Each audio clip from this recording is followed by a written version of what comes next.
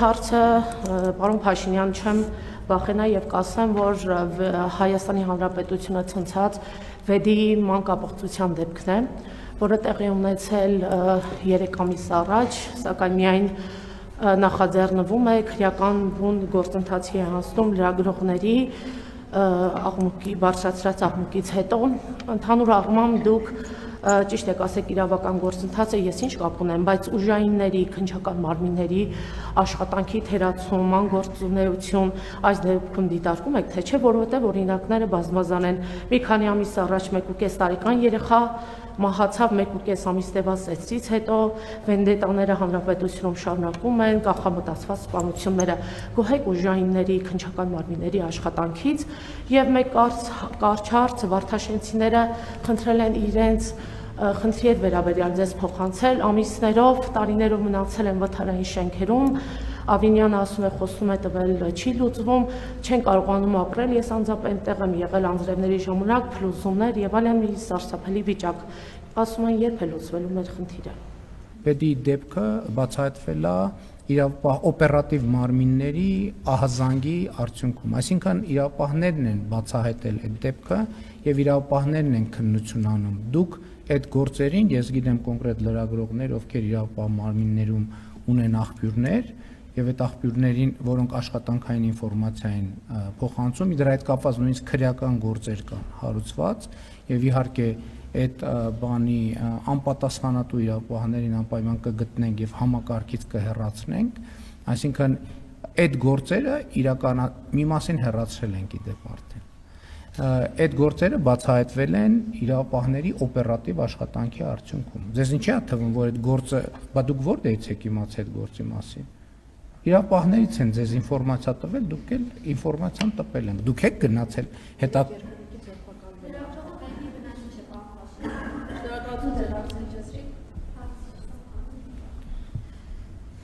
դեպքերը ընթացք են ստացել օպերատիվ մարմինների կատարած աշխատանքի արդյունքում։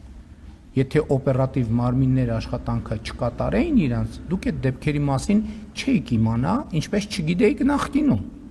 Եվ մնացած ընթացքը իրավական կապահովի, բայց ես ուրիշ բանի վրա եմ ուշադրություն դարձնում։ Ես ուզում եմ հիշել, երբ որ 2018-19 թվականներին կառավարության մարմիններից մեկը բուկլետներ էր թողարկել եւ մենք աշխատում էինք երեխաներին մանկապղծության դեպքերից պաշտպանելու համար, այդ նույն լրատվամիջոցները աղմուկ աղաղակ էին անում, ասում են, «Ես ինչ եք անում, մեր ավանդական արժեքների դեմ եք պայքարում, էս եք անում, այն եք անում եւ այլն եւ այլն»։ Ես ուզում եմ դա հիշեցնել եւ ուզում եմ հիշեցնել, որ այս նման դեպքերի պատասխանատուն նաեւ այն մարդիկ են, ովքեր այդ քաղաքացիական հասարակության եւ կառավարության համատեղ ջանքերը դեմոնիզացնում էին եւ դեմոնիզացվում են, թույլ չտալով հանրության շրջանում իրազեկվածության եւ կրթական աստիճանը բարձրացնել, որովհետեւ ես